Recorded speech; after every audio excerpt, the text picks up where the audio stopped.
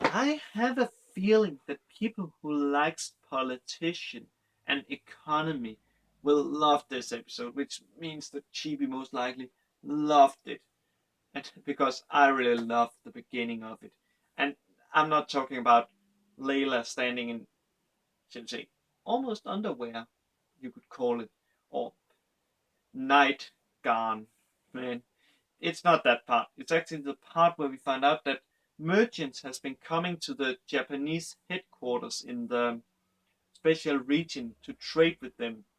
And that is good for both parts because Japan gets rare stuff that doesn't exist in our world, which they can sell for a pretty buck, and they get stuff that is really well crafted and may not exist in their world, and therefore they can sell it. However, the problem in the world, the special region, is that advertising isn't as good or as widespread as in ours because we can just use the internet or newspapers or stuff to advertise that we are selling stuff.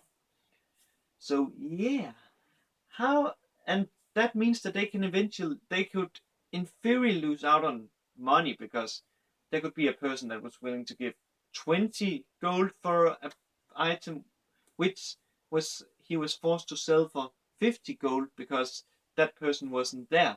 So instead, the merchant he decides, you know what, I'm gonna build a town or a shop outside, a little outside of the green people's headquarters, and set up shop there, and then people who want to buy stuff from the Japanese, they can come and buy it from me.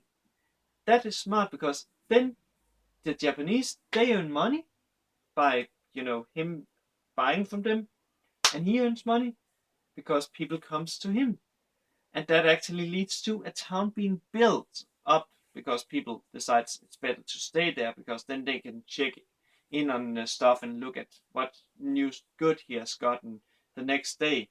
It's really smart. However, when a town is created, there needs to be some law, and of course it wouldn't be good if there's a rumor like criminals is there's basically a town near the Japanese headquarters that is full of criminals that basically steals. So it's really bad for Japan in a way.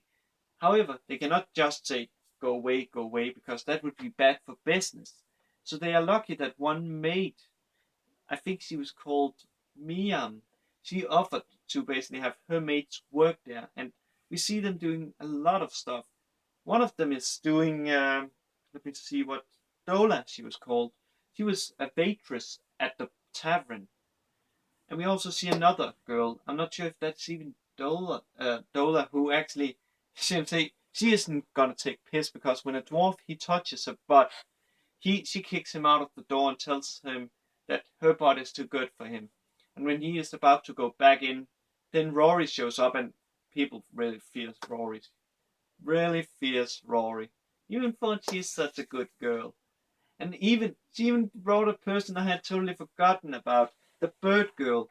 We don't know her personality yet, but still, I don't know why. Maybe it's because of Puppy from Monster Musume, but I really like her and I really want her name.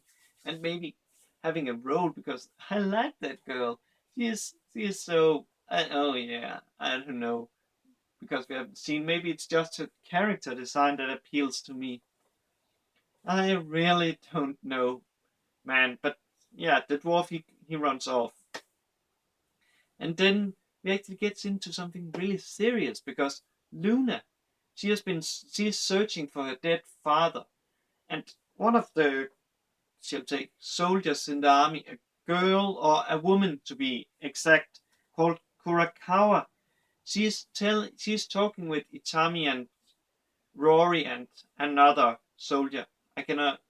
We didn't get his name, about them having to tell Luna that her father is dead because she needs to face reality because else she's just wasting her present and basically wasting her life. And yes, that is true that she is wasting her life, of course. But telling a person that, you need to be careful because what if that is the only thing that holds them running?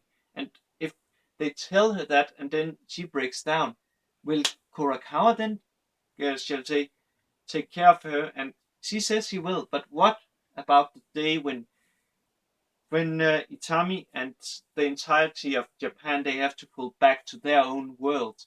What then? Will they just leave her like a little kitty? Yeah, it's a really, should say, hard question. And Rory, as she actually brings up something really interesting.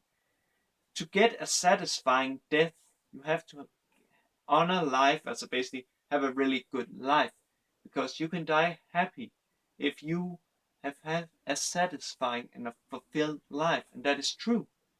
At least I think so.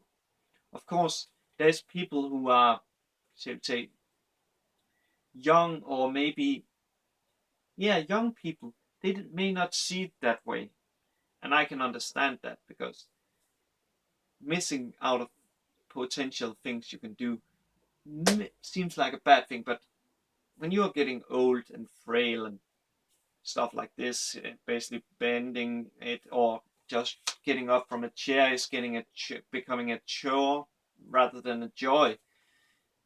Yeah, then maybe death is better. So yeah, interesting. And another interesting thing is the plan that Rory had, because the reason why she came there to drink with Itami was that she was planning to pretend to be drunk and then have him carry her home, take off his shoe, and then pull him into bed, and then yeah, you know what happens. Stay until the next morning.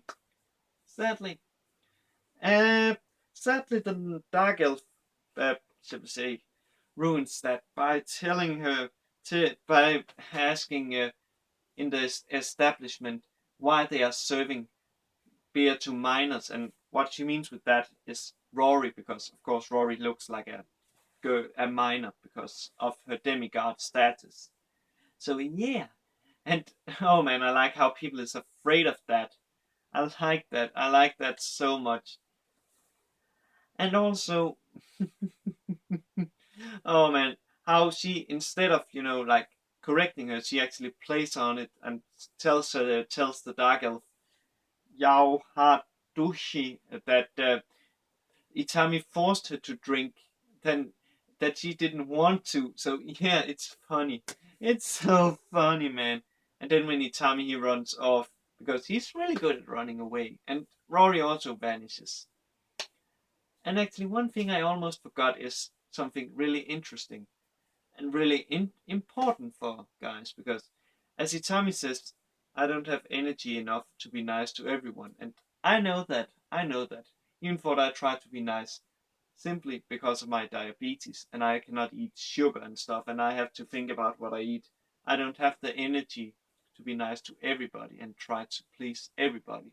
It is really hard, but as Rory says, you should only be nice to one person, because girls like it when they are the only one you're being nice to. So that makes you popular with girls. But yeah, yeah, that's a little important thing. But let's get back to the dark elf Yao Hadushi, because the reason why she came here to the Japanese headquarters, or this city or town, yeah, town, it was the town, was because she was looking for the green people, because her clan had been attacked by a wounded red dragon, the one that the green people in an earlier episode of Gate wounded. And now she wanted to, shall we say, buy their help to defeat it, because she thinks they are the only one able to defeat it. And she is willing to offer up a huge, huge rock according to the people of the special region of Admanitite. And if that is not even enough, she's gonna offer herself. I must say, had it been Rory, I would take the deal. Her, nah, not interested. Not interested. But still, yeah, it's interesting that. And she, yeah, I'm not sure if she's running towards the special headquarters, or the Japanese headquarters, or the capital at the end of this episode. But I have an idea that it's the special or Japanese headquarters, because of what I saw in the preview. Because I don't think that Luna, a forest elf, will have it very good with the dark elf, because dark elf and elves has in general, or in normal law, not been the best friends. So yeah, that's gonna be really interesting. I'm looking forward to seeing what will happen in the next and final episode.